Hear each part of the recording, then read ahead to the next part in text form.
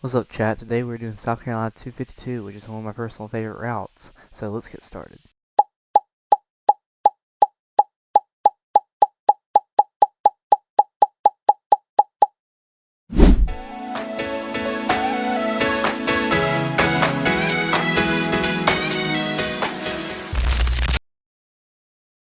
This is your reminder that you have 2 free requests per video, so if I were you, I'd use them because it's worth it, trust.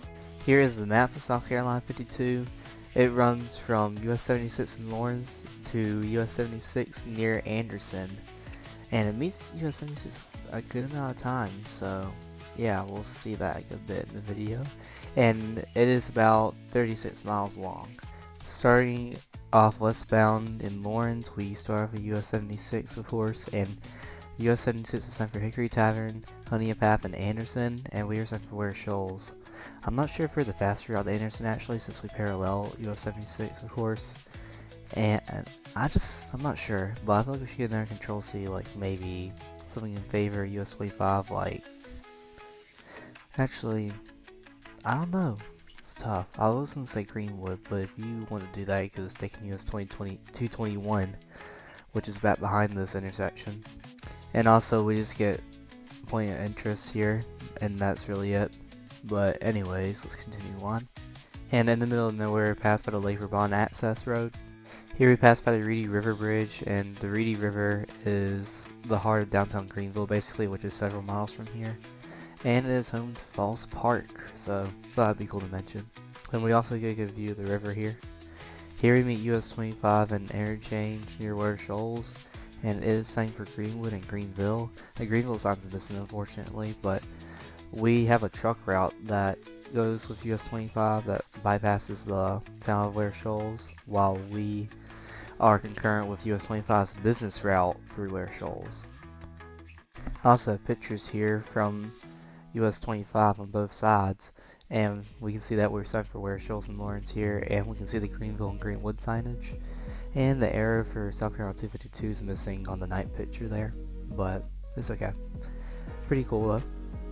And here we get a welcome sign for Ware Shoals and some point of interest, which is the town hall and the schools, and it's home of the Catfish Festival, so that's cool.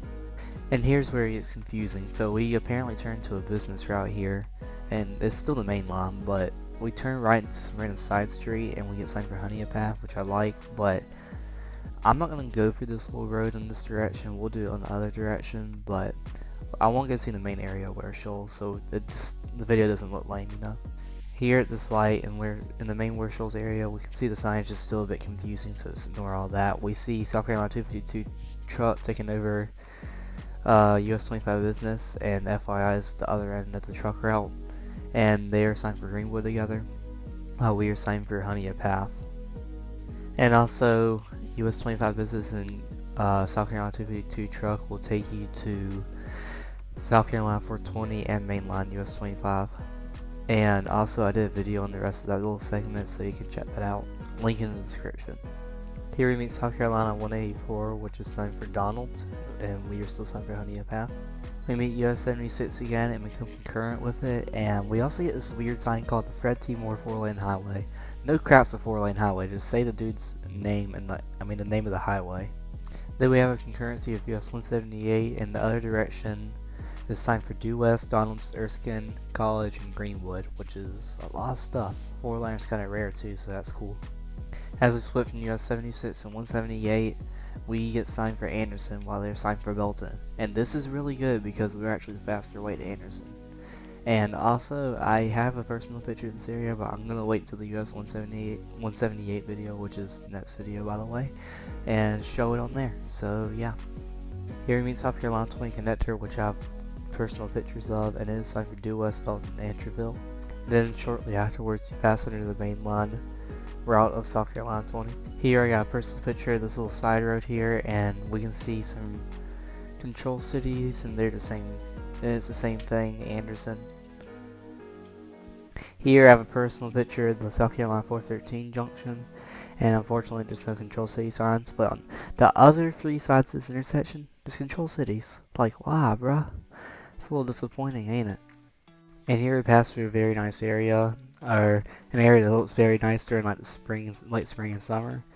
And I'm telling you, bro, so worth the drive.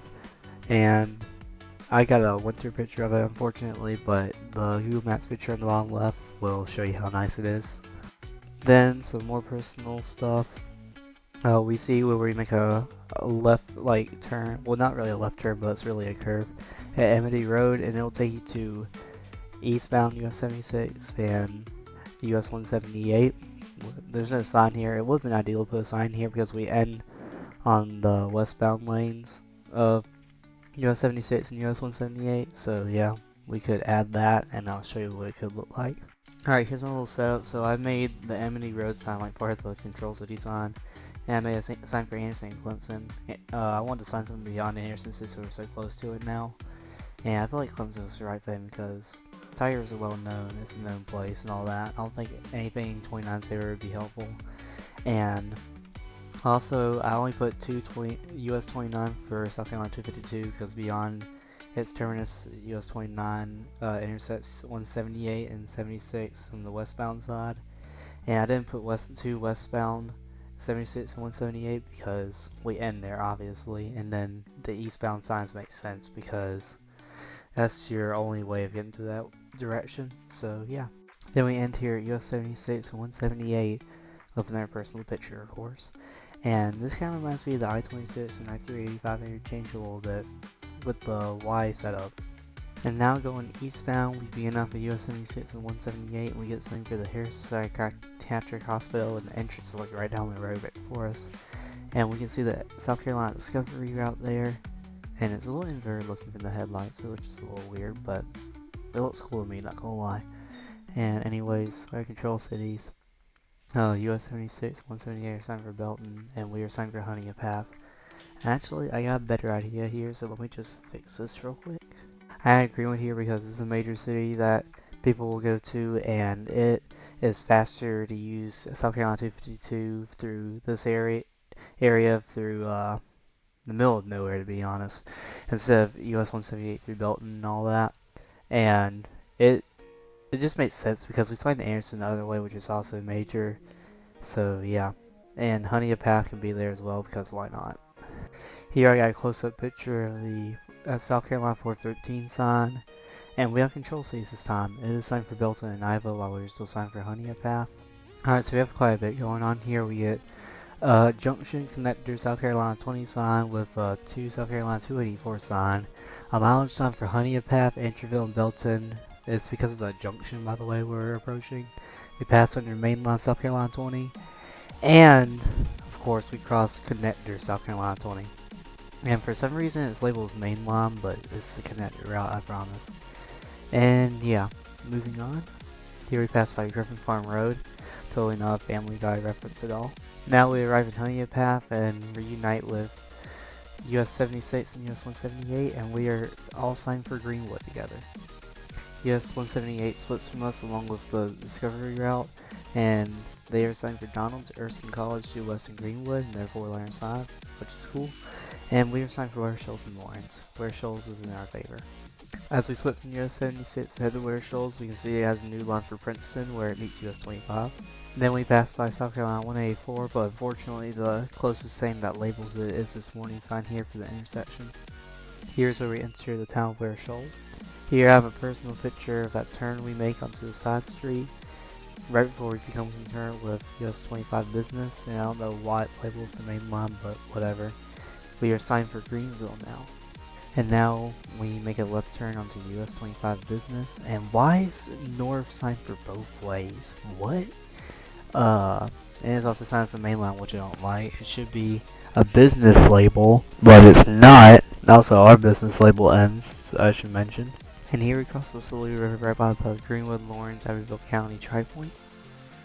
Here we meet US-25, and it is signed for the Greens. Greenville and Greenwood, of course. And we see a little street sign for Highway 25 business and US-25 bypass, so it's a cool little thing to see, but pretty irrelevant though at the same time. And I have a personal picture on the bottom right here for the control cities of our highway, and we are signed for Lawrence. And also US-25 business ends, and we also made our truck route here.